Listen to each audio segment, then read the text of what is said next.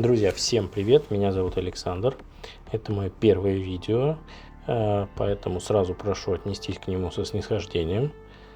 Я думаю, всем понятно, что речь на этом канале пойдет об аквариумистике.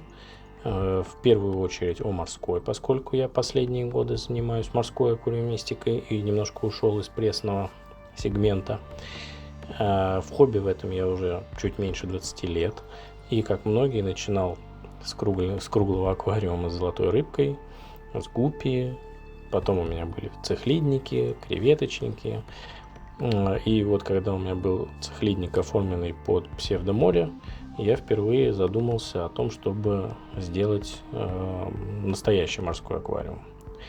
Правда, между этой первой мыслью и первым морем, которое я залил, прошло немало времени, но тем не менее последние лет 5 я в основном занимаюсь только морскими рифовыми аквариумами. Как я уже сказал, начинал я с 35-литровой баночки, затем 120 литров и потом сразу переехал уже в 400. Почему? Потому что хобби это не дешевое, и переезжать в больший объем, каждый раз прибавляя там по 100 литров, это довольно накладно. Поэтому я решил сразу взять максимальное, что могу вписать в свой интерьер. То есть аквариум, который вы сейчас видите на экране, это где-то 390 литров дисплея и 80 литров самп.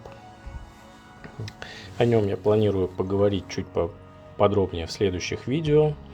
Отдельно рассмотрим оборудование, население, сколько что стоит, и так далее. Понимаю, что сейчас масса блогеров, масса видео по этой теме.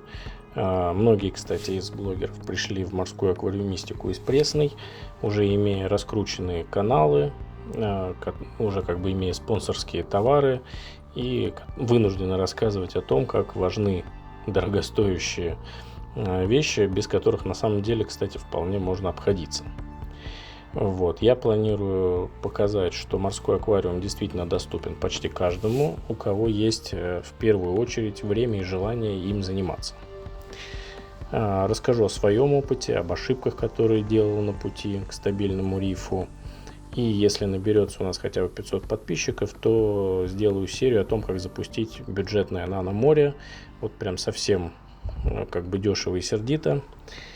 Вообще планов, в принципе, достаточно много. Постепенно буду о них рассказывать в следующих видео. Скажу несколько слов о своем аквариуме. В нем вы не увидите каких-то сверхсложных, сверхдорогих кораллов. В основном мой риф состоит из мягких и ЛПС, и совсем немного неприхотливых СПС. Этому на самом деле есть два объяснения. Во-первых, мне действительно не очень нравятся жесткие кораллы. Для меня они очень статичны, и не слишком красивы. Но здесь, как говорится, на вкус и цвет товарищей нет. И во-вторых, моя работа связана с достаточно большим количеством командировок.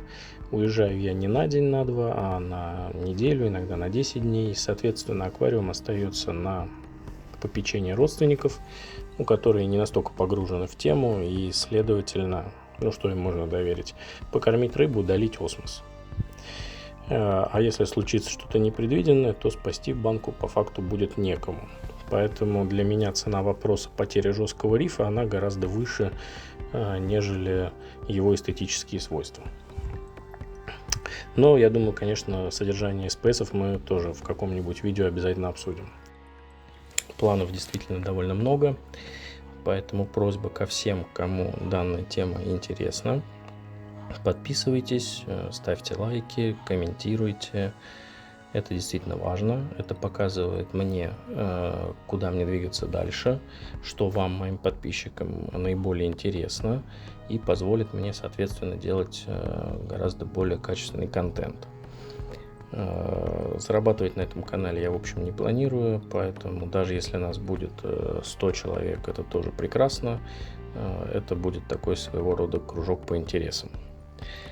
С удовольствием буду отвечать на ваши вопросы, помогать с выбором живности, оборудования для вашего аквариума или для вашего будущего аквариума.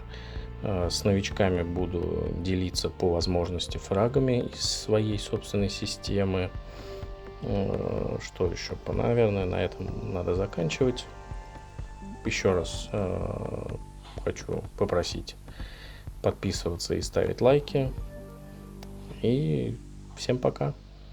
До встречи в будущих видео.